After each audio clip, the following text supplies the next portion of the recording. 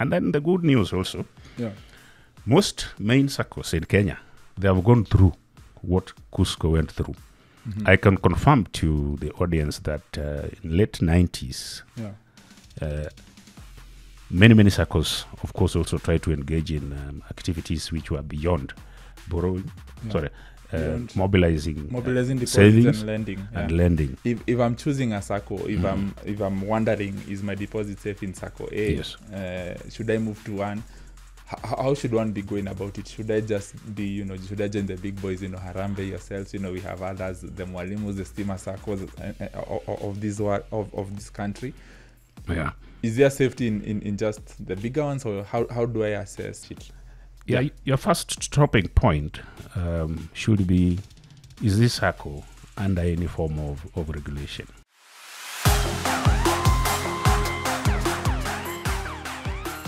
Hi, and welcome to another episode of Make Money the Podcast by the Business Daily, and I am Kefa Muirore.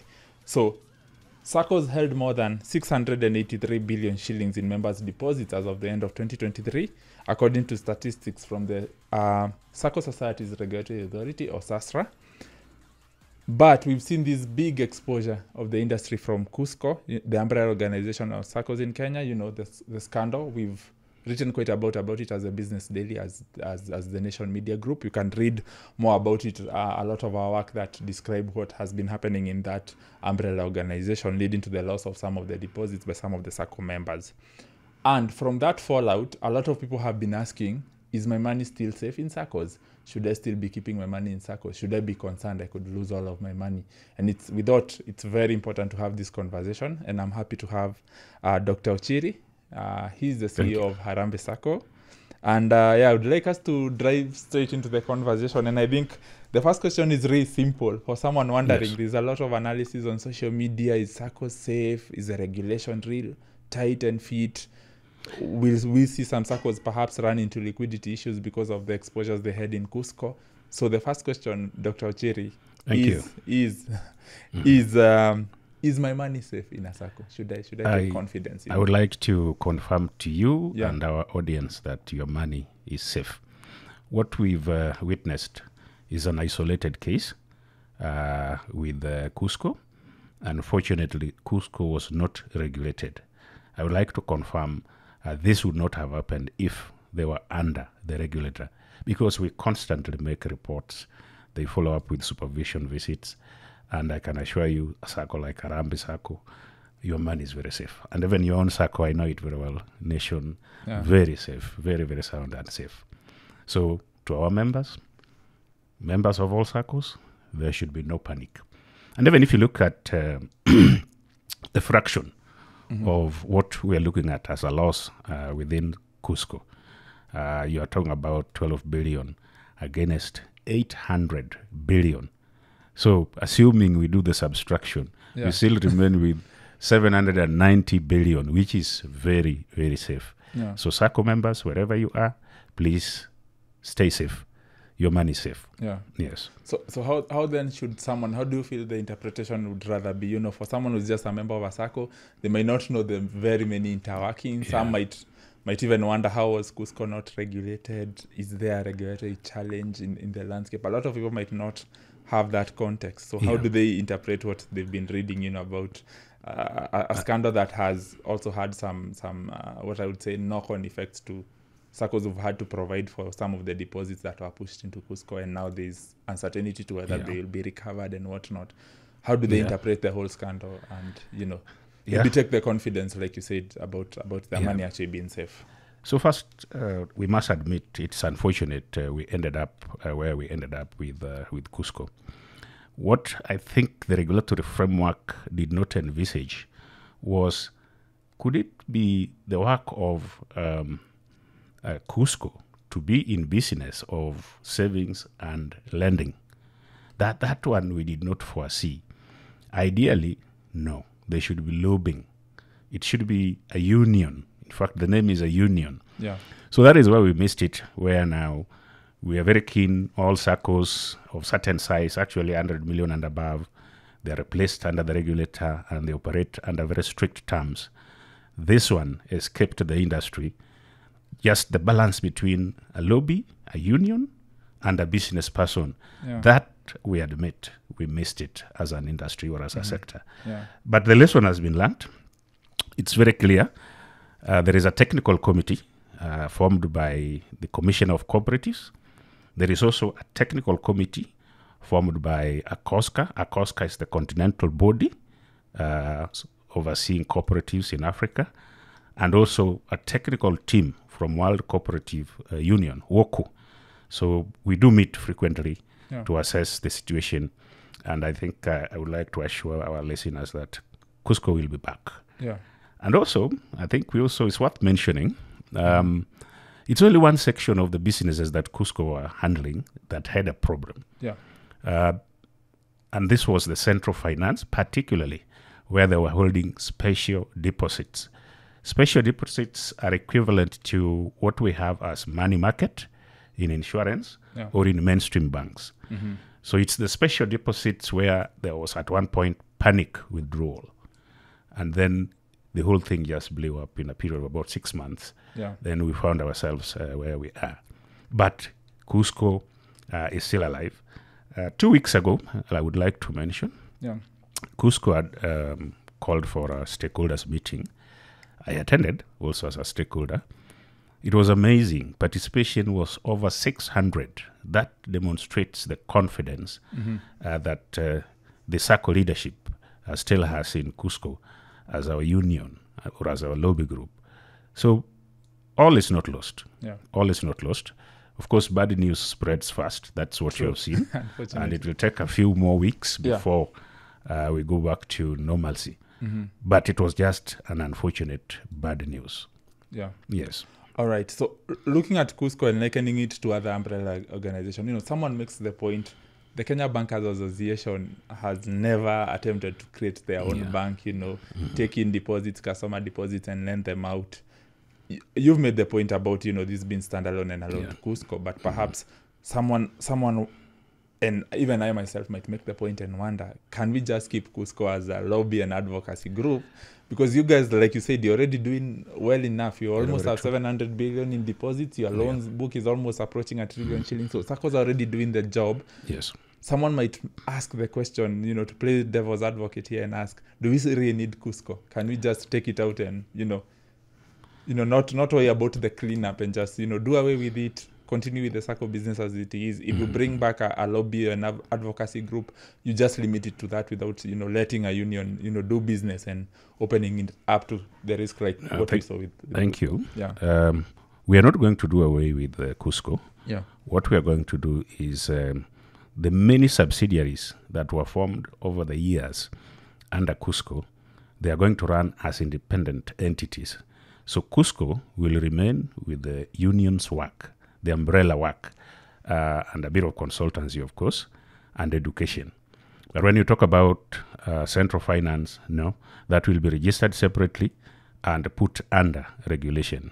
The housing, that one will be also another entity on its own. Yeah.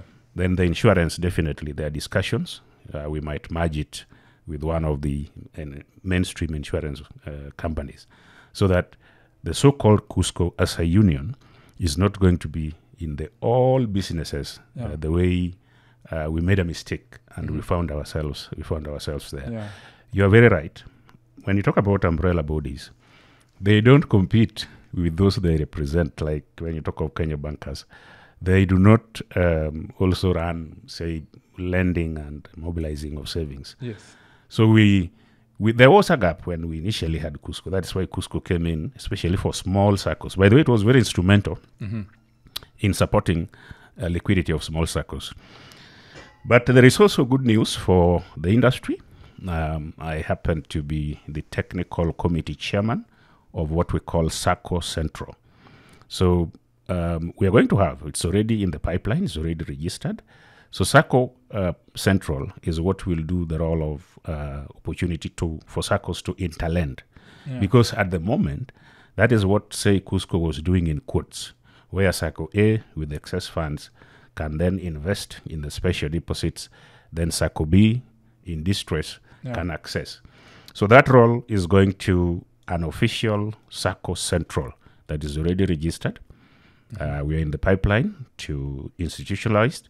Currently still host at Sasra, but as soon as it's on its feet, it will be on its own, of course, to run and do that bit which has brought Cusco down. Yeah. Yes. Yeah. So and I think you mentioned Saccos Central, and I think I saw part of the legislation coming up from the National Treasury. So it's important to follow and see that, where, we would have an equivalent of maybe an interbank lending for banks where Exactly. It's a regulator-led assistance this time, as opposed to having an entity, a standalone entity, unregulated doing that job. So that's an important point. I think coming back now, as we try to look past Cusco, there is Harambee Sacco, and interesting, you guys had no exposure. There was around 24.8 billion shillings in deposits by various Saccos. Correct. Somehow you guys never found yourself in there. I don't know whether it's just coincidental or maybe it's or had you made a deliberate, move not to have any of your monies at Cusco? Or was it out of fear, or is it just the normal way of doing business here? What has happened with Harambee, and that's why we didn't find ourselves there. Yeah. We are very close partners with CIC Insurance. Actually, we are one of the major equity owners. Yeah. We are also a major equity owner of Cooperative Bank. And then these institutions, if you look at the size at which they operate, then they can shoulder the burden of Harambee. Or, for example, if we were to take real money, Cusco is small. True. Cooperative and the CICs would be giving you much more. That's how we found ourselves not investing in the special deposit. But we had shares. All mainstream Saccos, when Cusco was formed, we invested in what we call share capital. So it's true. We were also hit, but in a very small way. We simply wrote off everything. Today we have only 1 shilling in our balance sheet as Cusco, just so that it does not disappear. Or if those of us who are in the office today, we leave office, whoever will be there 10 years will be asking, why is this 1 shilling here? What is it doing? Then you can trace back, and if maybe Cusco will already be up and running by that time, we get back the money. That's how Harambee and some big Saccos, we found, Cusco was small. To be honest, it is small. True. Yeah. So in terms of what's now happening, and I'm sure the Commissioner of Cooperatives and SASRA itself has been leading the way, to ensure that Saccos that had exposure might either have to lower their dividend payouts to members for this year, just to absorb those losses. Of course, we are trying to protect what happened at Cusco, having the knock-on effect of even, leading to a run on a Sacco. And so the guidance there has been to reduce some dividend pay, perhaps, to hold back some of the money to be able to cover for the losses. Do you feel is it just a bump along the road in terms of attracting clients? Because you guys have quite a huge client base at Saccos. And when we see the dividends maybe moving lower in terms of the payouts you might be making from the last financial year to December 2024, looking ahead, is it just a bump in the road, or do you expect it to actually have much of a bearing in terms of the operations, the attractiveness that Kenyans have on Saccos? So first, we got a bit concerned when the regulator gave official guidelines, and they were pointing towards the direction of complete write-off. The other bit is also those of us with auditors in Tier 1, Tier 2, they're a bit firm, and they will usually draw your attention to the international reporting standards, some of which point at if there is a loss or a potential loss, then you have to provide for it. The good news is the big Saccos, in fact, if you talk of the big 5, they were not heavily affected with the Cusco scandal. So you'll find as a result, yes, we were able to receive the guideline, but also implement as per the international financial reporting standards. To the medium-sized Saccos and the small Saccos, the minister came in, cabinet secretary, came in and gave opportunity for gradual write-off from between 2 years of up to 5 years. So in that way, members out there, those who have not had AGMs or ADMs, there should be no panic. There will be a very small drop, if any, on the payout in form of dividend or interest on deposit. And I think that's one of the best things or best decisions that the cabinet secretary made to cushion, particularly the medium-sized and the small Saccos. Yeah.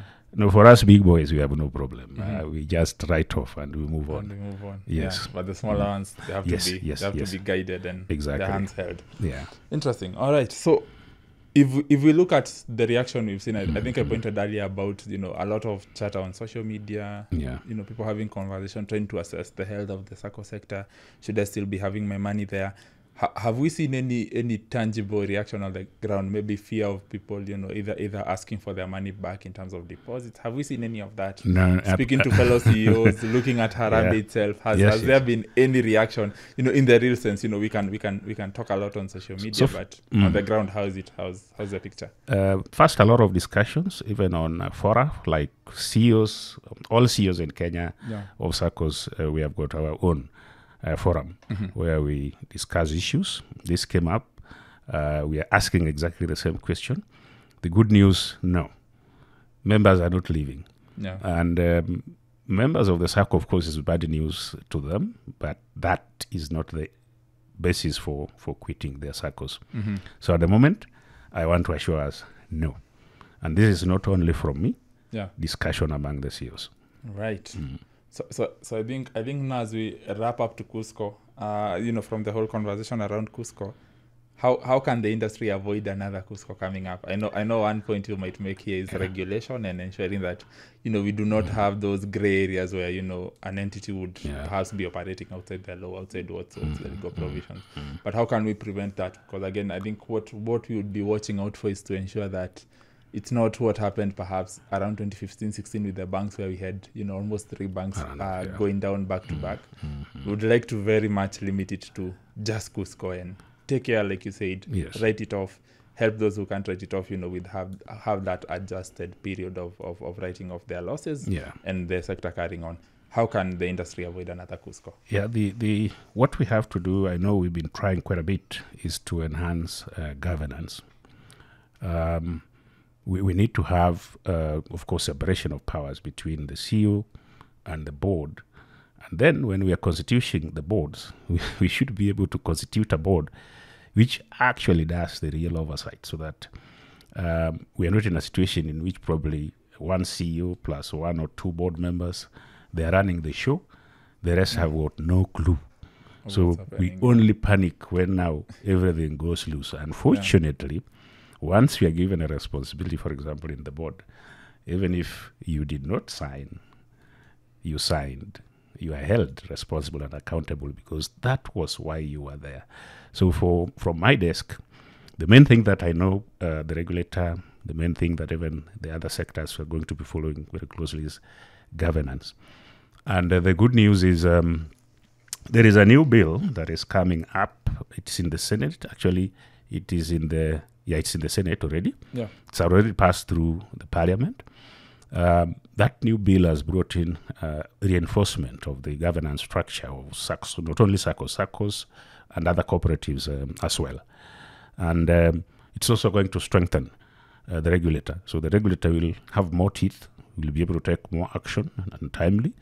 I therefore don't foresee us having a Cusco case again and again. And then the good news also, most main Saccos in Kenya, they have gone through what Cusco went through.